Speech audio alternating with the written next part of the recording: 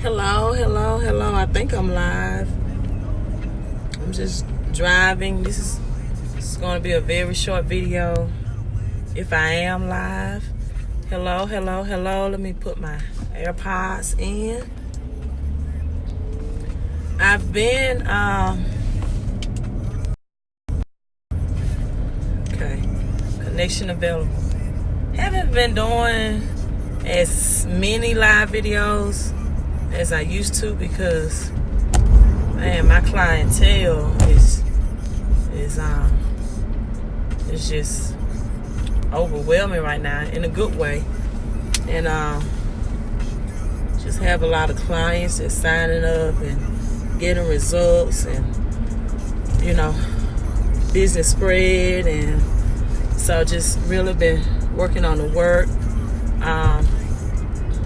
So I'm on my way to the gym trying to take care of my physical health as well. So I said, well, let me do a quick video.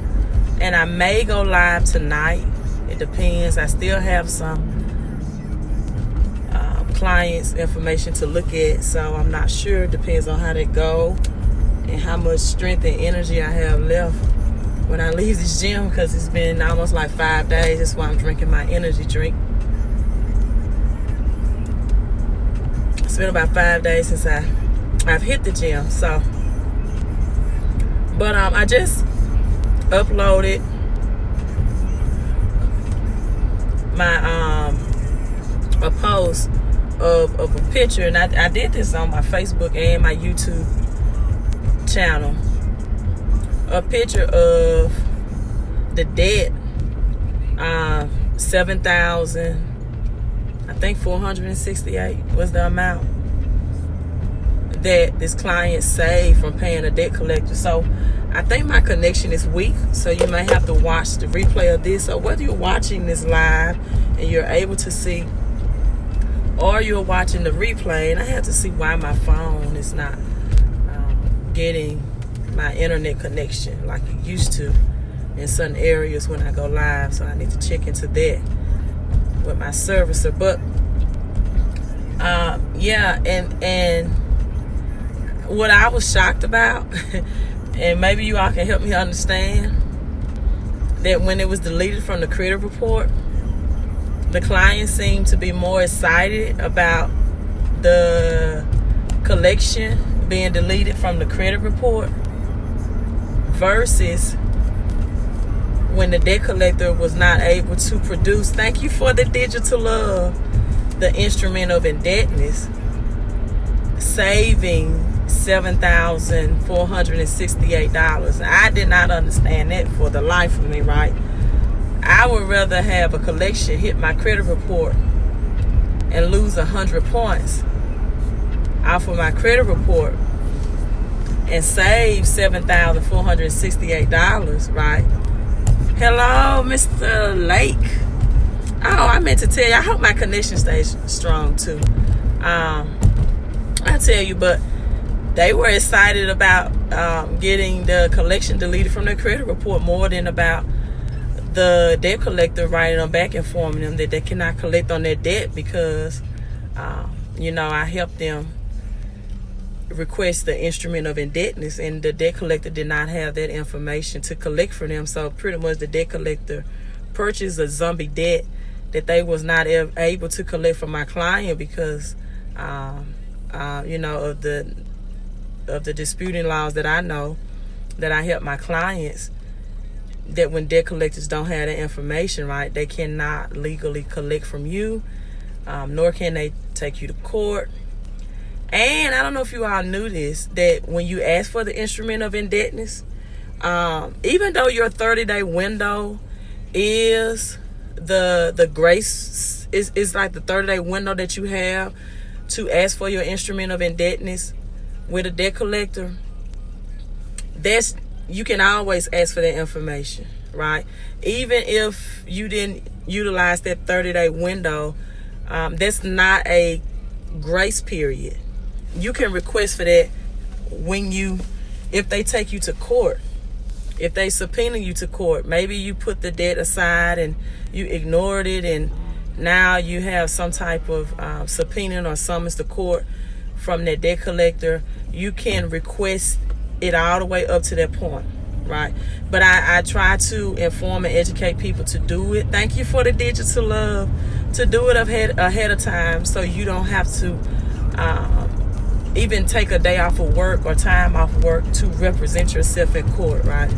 Before it gets to that point. Be proactive and not reactive. So I think with a lot of things, the reason why the client was more excited about the debt being deleted, and Dario, just hold on for me.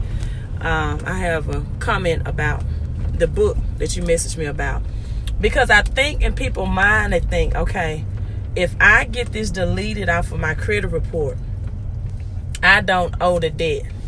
And that's not how it works. A lot of people think that with student loans, right? A lot of people think that with, let's say, a charge-off account.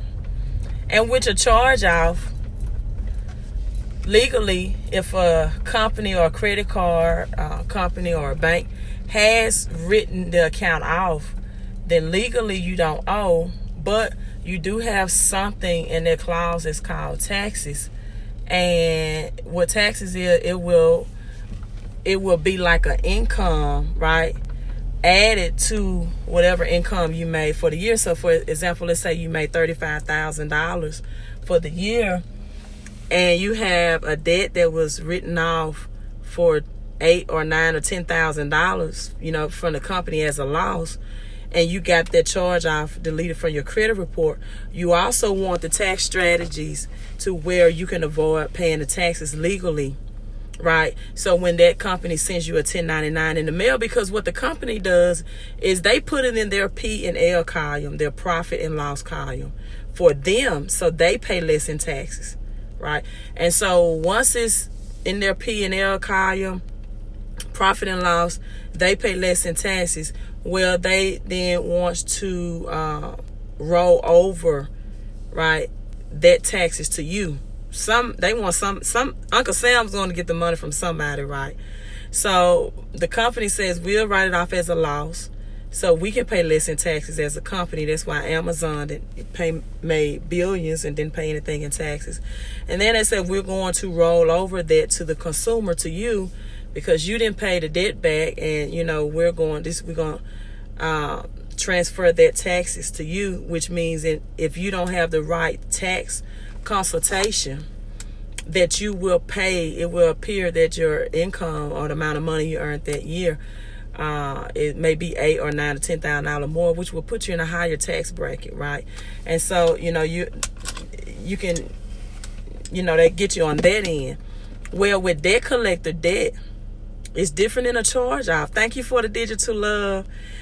With a debt collector, if they don't have the instrument of indebtedness, and if you know the right law and the language and everything to do under the FTC, then that money is not transferred to you. It's not taxed, because legally they didn't have what they need to collect from you. And there are so many people that file bankruptcy, a Chapter 7 bankruptcy, for example, because of collections or medical bills or credit card debt, right?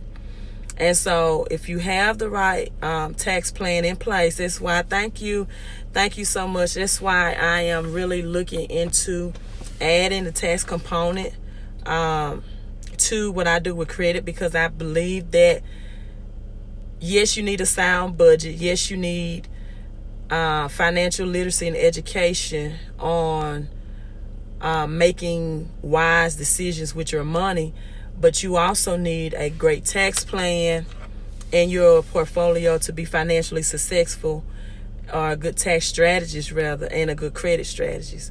And so I'm really looking into adding it into my component to help improve your credit. But I just want to make this quick video because just because you get a collection deleted from your credit report, and this is only for collection accounts, right? Does not mean that debt collector cannot come after you or subpoena you to court for the debt. So you have to ask for the instrument of indebtedness. Thank you, Dario.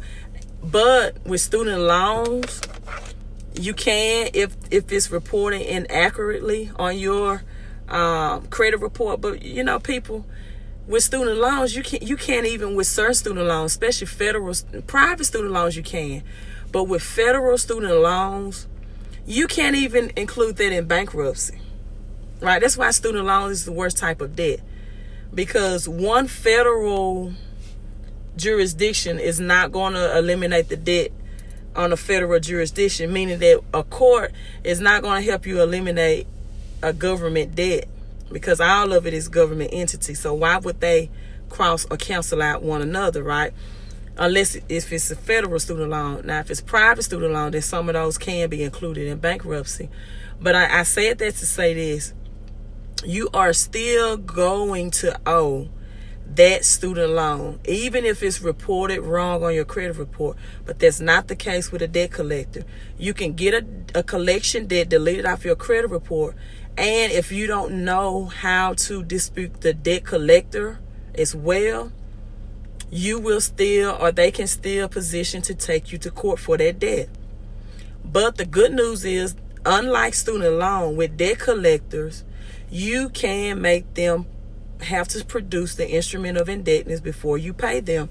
And if they do not have that in their files, which 98% of them don't, then legally you are not obligated to pay the debt. So why do people pay $5 to debt collectors every month? So they feel like they don't have to go to court, because they don't know. It's just a knowledge that they don't know the law. That's why all debt collector letters, thank you for the digital love, Miss Sheila. That's why all debt collectors letters will tell you in the small print that this is an attempt to collect the debt from you, because they don't have the legal rights. And also debt collectors get paid on commission, right? So they get paid low hourly wages, but as many people as they can call and harass, and to first of all, when a debt collector call you on the phone, they are supposed to identify themselves as a debt collector. A lot of them call and say, am I speaking with such and such, or am I speaking with Miss Deloach? And they want you to say yes to verify that they have the correct number and the correct person. One thing I do advise is that you don't ask the debt collector to cease and desist, because you want them to write you. You want them to communicate with you about the debt. Now, you may ask them to stop calling your phone and to only communicate with you in writing, so that you can have your documentation of, of paper trail. And because if it's not written, it's not real, right? But you don't want to request that a debt collector cease and desist from writing you and sending you information in the mail about the debt, because if you do, then you can just get a notice that you are to appear in court for a debt, and you wouldn't know why. Well, you've asked them to cease and desist. Now, if they're harassing you on your phone, you simply do not identify who you are when they call, right? Because they've been trained, again, because they work off commission, so they've been trained that when they call you on the phone to be persistent, to get as much information as they can, to identify and verify who you are. Because again, they have purchased your debt. They have no firsthand knowledge that you are the correct person, that is the correct number, and that they have the correct address. These are all items that they must verify when you request the instrument of indebtedness before you are legally obligated to pay them. So, but it only works for debt collectors. Also with charge-offs, once it's written off, the company has wrote it off as a loss, you're legally not obligated to pay the debt, but you want to make sure. Now, let me make this disclaimer, some credit card companies will take you to court for the debt, and they won't write it off. If you have a charge-off, they won't sell it for less to a debt collector. They won't write it off for a company loss. They will take you to court for that amount. Oh, man, she's letting that top down on that Jeep. That's why I was test driving. So you need to be careful. Not all charge-offs are created equally. Not all companies just, write it off for a company loss. So you need to be careful when not paying the debt. But if you do have a company that either sells your charge-off to a debt collector, or they write it off for a company loss, and they want to just send you a 1099 in the mail and they won't pursue you in court, you need to be thankful and get the right tax strategy. So that's something that I'm looking into adding to this component. But right now I'm just really trying to build a system to be able to accept more clients in the credit industry. But I will look into the tax thing. I know we're a couple of days for taxes come in, and people not only want to get a higher credit score, but they want ways to save on taxes as well, right? So pay those student loans, especially if they're federal, right? If your student loans have been sold to collection, you definitely need to reach out to me at ld@fixmycreditandcash.com. They've been sold to a collection, but if it's not, if it's U.S. Department of Ed or for federal student loan, whether it's reporting your credit report or not, you need to pay them, right? Because they still have the right to collect or to garnish your check or wages. And just know you also need to ask for the instrument of indebtedness with a debt collector, because you can save yourself hundreds of thousands of dollars if they don't have the information on file. And you can get it deleted off your credit report, right? Also, I don't know if he's still on, Dario, Mr. Lake. I want to tell you, I have that book too by Robert Kiyosaki, The Business of the 21st Century. I think you said you was reading it. The Business of the 21st Century. I have that book too. I'm teaching financial literacy to a lot of some youth from my hometown, and I've went Tuesdays and Thursday evening, and that's kind of the foundation. The first thing I started with those youth about is learning the cash flow quadrant, the 4 areas that you can be in to earn income. And I explained to them on the left side of the cash flow quadrant is employees and self-employed people, and how they pay the highest taxes out of their dollar.